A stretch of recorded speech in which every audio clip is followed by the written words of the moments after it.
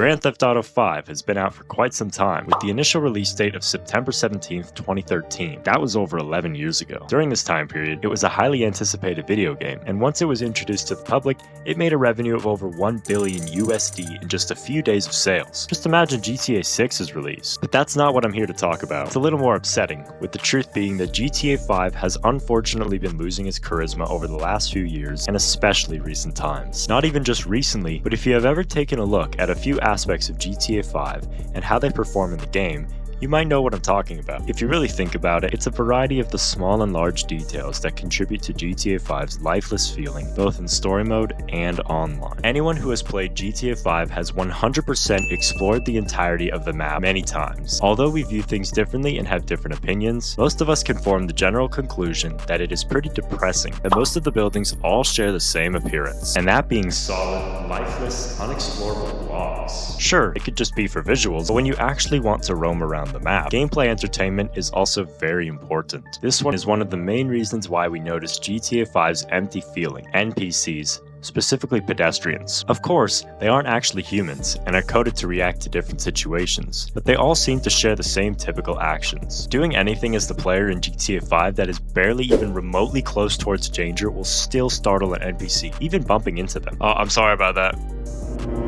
It's pretty rare that something else happens. NPCs also seem to share one common sound together. Yeah, I feel like I hear that a lot. In terms of their usual behavior, have you ever noticed them doing anything other than standing still, walking?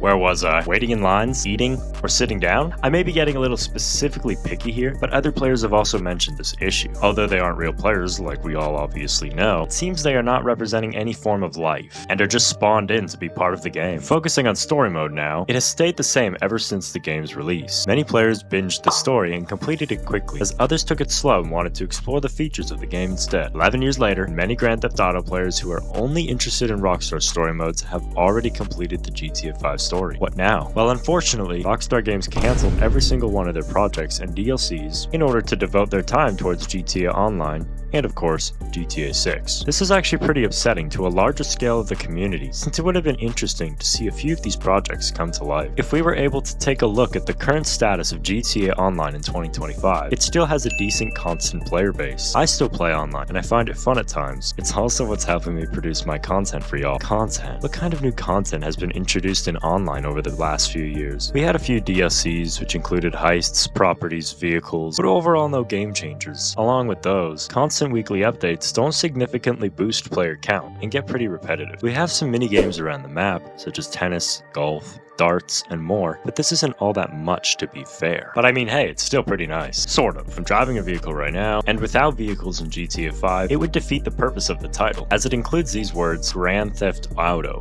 in the title. But when you take a closer look at how most of the vehicles look inside and out, along with their inability to perform basic needs of real-life cars, such as blinkers, it gets a little confusing. Then again, GTA 5 isn't a roleplay game, as the average GTA driver is all over the place. We also have to keep in mind that 2013 was a while ago. It's not like the detailing is going to be insanely realistic like some of the newer games being released. And listen, I'm not trying to point any fingers here, but certain vehicles that have been added in the game could have potentially led to a loss in player count. Then again, I'm just saying, I'm not sure, but it's a possibility. Okay, so. Anyways. All I can say is, hopefully GTA 6 incorporates a lot of the things we never had in GTA 5, and maybe even takes some older features from GTA 4. This is one of the most anticipated games of the 2020s and up, with millions waiting for this game to come to life. No one can assure anyone else on whether GTA 6 will live up to its expectations or not, but with the amount of time it seems to be taking, all I can say is it could be legendary. I could easily be wrong, but I have faith in the development process, and I believe that GTA 6's goal isn't about the money, but about the impact it can have on the future of video games.